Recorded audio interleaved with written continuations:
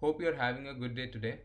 So today I wanted to show you how to write cleaner JSX and how to use the forward ref from React. So as you can see here, I have some inputs, some buttons and some labels. And inside the input, the class name is quite big. I've not got Tailwind CSS installed, but just to show to you how big the class name gets, it gets quite a bit messy. So here what I'm doing is I have two refs, each tracking these two inputs here, and these buttons, when I click them, they will focus on the input. So if I go to the browser here and if I click focus, it focuses on name, and focus 2 focuses on the email input. So let me show you what happens when I try to abstract this with a component. So if I go back here in the components utils, I've got two components, one is button and one is input, and I'm passing down the ref and the children, and this is what it looks like. So if I go here and instead of giving all of this, if I just give input and here as well, change this to input and give the ref as ref, what did I name it? Input ref. Yeah, input ref, and here again ref, I'll give input ref 2. I save that, and instead of all this, I'll just change this to button, and I'll delete this out. I'll go here, change this to button, delete this out, and save it. If I go here, it does not work. And if I open my DevTools, you can see here we cannot pass a ref as a prop to custom components which we've created here. So in order to get over this problem, what we can do is we can use forwardRef here. So now let's pass in the forwardRef from React to this custom button component. So let me just quickly delete that out, and I'll create another one, const export const button, and I'll just mention forwardRef, and inside that I'll create a function. So the function will have, inside this will have a class name,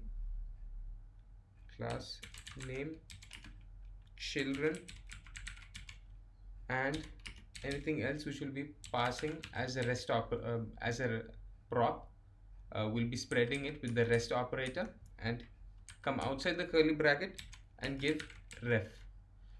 Once that's done, what we'll do is create a fat arrow, and here I'll open a curly bracket, and inside here I'll return the button with the children here.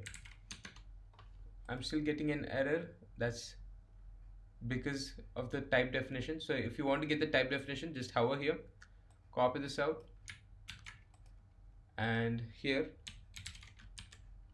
open and close the bracket and give HTML button element comma and paste it out. With that, all our errors have gone. Now inside the button, we'll pass in the ref, which is coming from here. We're passing it here, and I'll give a class name as well, and inside this I'll give a template literal because I want to have some base styling, so btn, and any additional styling which you want, you could also give it. So class name, which comes from as props from the parent, and outside all of this, any additional prop which you would like to send, you could send that.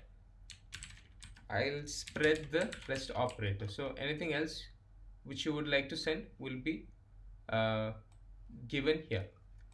So once that's done, I can save that, and we're still getting the error because of this. So let me just copy out all of this and do the same for the input, but for the and change some spellings. So but instead of button will be input, and instead of all the button here, I'll just select all the buttons and change it to input. And here we don't need this, we just go here and close it right here. We don't need the children. We'll save everything, refresh it, and let's check whether it's working now. So if I press focus, it focuses on name, focus to, it focuses here, and has got the base styling also. So if I go to my styles here, I think it was an index CSS button, no, it's in app.css. Okay, so I've given a component button, I've made the text to red. If I go back to app.tsx and say I want to change, let me just resize this so that you can see it. Take that out. So if I wanted to change the styling of this a little bit, I could just give class name, and I could just give it the styling, which is this one. So I'll just copy this out, component button, it changes the text to red. I go here, and here I give it this, and I save it. Now this has text red, and this has just the base styling.